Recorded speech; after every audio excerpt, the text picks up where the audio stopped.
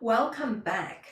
We're going to look at how to release the inner thighs now.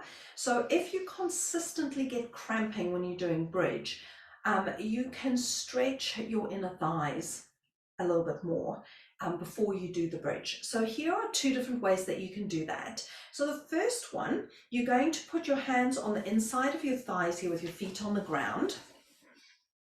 And then I want you to push your thighs into your hands into your thighs, and then just gently create resistance to let the legs open and then come back.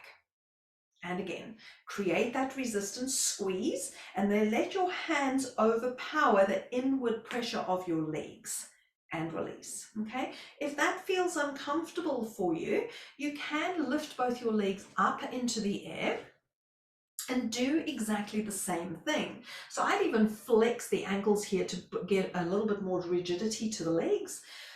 Push in, create that resistance, and then overpower that resistance as you let the legs open, and then come back. And again, create that resistance, overpower, overpower, overpower, keep resisting, and come back. And one more time, and slowly open, open, open, open, feeling that inner thigh stretch and release. Lovely. And then just bring your legs down. Okay, so maybe next time if you cramp, try one of those and see if that helps you just to release a little bit more. So thank you very much for joining us for the series. It's a very common issue that we have with hamstring cramping, or we subscribe to hamstring cramping when actually it really is the adductor.